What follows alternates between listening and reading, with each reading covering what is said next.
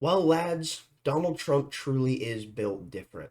And if you needed an example of this, all you have to do is see his most recent announcement that he will be returning to the site of the crime, announcing that he will be holding a big, beautiful rally in Butler, Pennsylvania, at the same venue with which he had just had an assassination attempt taken on his life.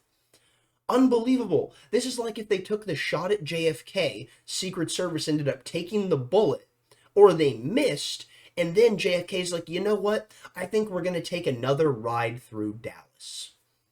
Are you serious right now? This man has balls of steel, and I must give credit for that because he's truly made of something that most men could not fathom. Now let's go ahead, jump in, and see what we've got with the insanity of Donald Trump announcing that he's going back to Butler, Pennsylvania.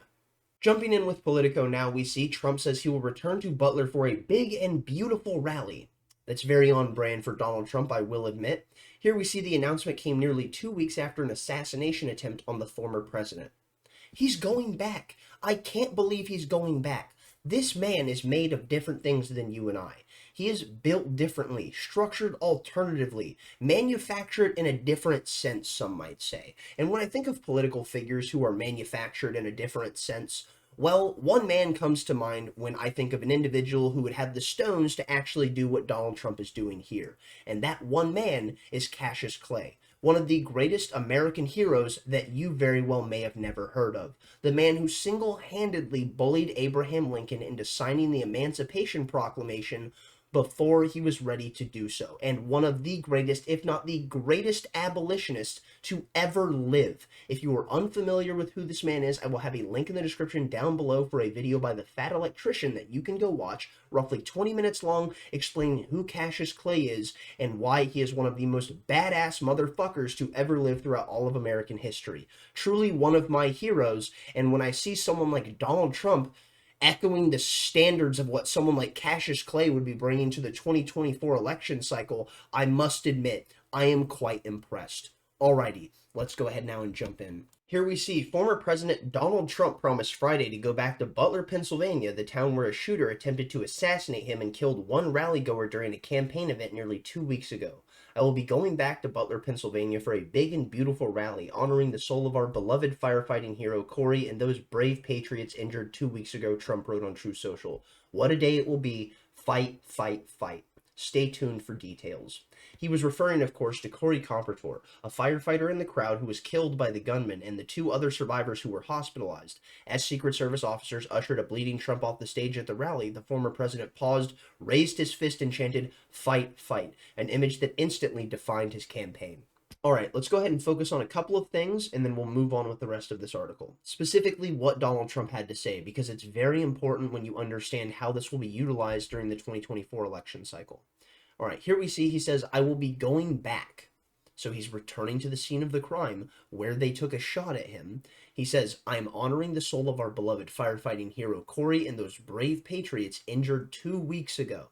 This is a perfect example of how you take something that was centered around you and make it about everyone else. A fantastic marketing ploy by the Trump campaign. And my goodness, Donald Trump clearly has not lost one bit of that business acumen that he was oh so known for so long.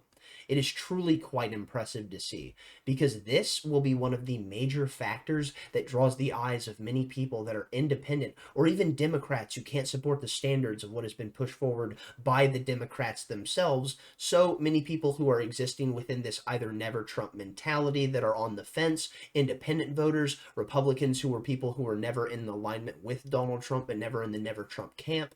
Well, what we see is he's throwing up a neon sign telling you that I will fight for you and I will stand for you. And what this does is remind me of a statement that Donald Trump made oh so long ago.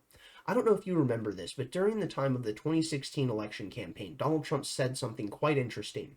And what we see here in this moment with this assassination attempt and his response, oh my goodness, does it highlight exactly that for those people who want to hear that call. He said, they're not after me, they're after you. I'm simply in the way. Think of that, and then think about how that applies to what we saw with the assassination attempt of Donald Trump, and then those behind him being injured, sadly, by a volley of bullets. Consider it, and consider how useful that could be as a marketing technique going into the future. Alrighty.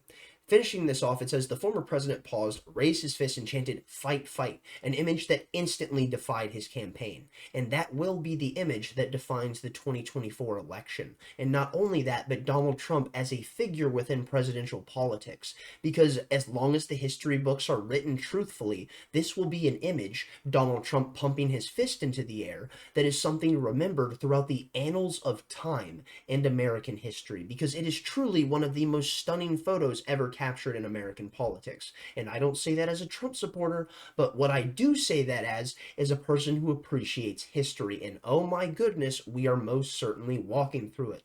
Alrighty, moving on now. The announcement came nearly 2 weeks after the shooting and in the midst of an unusually chaotic news cycle. Since the shooting, Trump announced Senator J.D. Vance as his running mate at the Republican National Convention and officially clinched the Republican presidential nomination, with President Joe Biden announcing he was dropping out of the race and Vice President Kamala Harris launching her own campaign. Meanwhile, former USSS Director Kimberly Cheadle resigned from her post Tuesday over handling of the security at the Butler rally after fierce criticism from lawmakers. The Secret Service has since encouraged Trump to stop holding rallies outside. It's unclear where the rally would be held in town, which has a population of about 13,000 according to 2023 census data. The Trump campaign is asked to hold the July 13th rally at the town's regional airport, but there was already another event scheduled for the day, Trib Live reported. And there you have it, friends. Donald Trump will be returning to the scene of the crime, and as has been talked about recently, he's rumoring that he may be going back to the actual scene itself to hold a rally in the same place. Secret Service, of course, not being comfortable with this and not wanting this to be the case, but with Donald Trump being the brash bull in the china shop that he is, who knows how that's going to unfold. I'm going to go ahead and call it there. Thank you for watching. If you got this far, thumbs up if you liked it, thumbs down if you didn't. Tell me where I'm wrong in the comment section down below. Stay lovely, stay great, and most importantly, as always, go tell someone you love them. Peace out.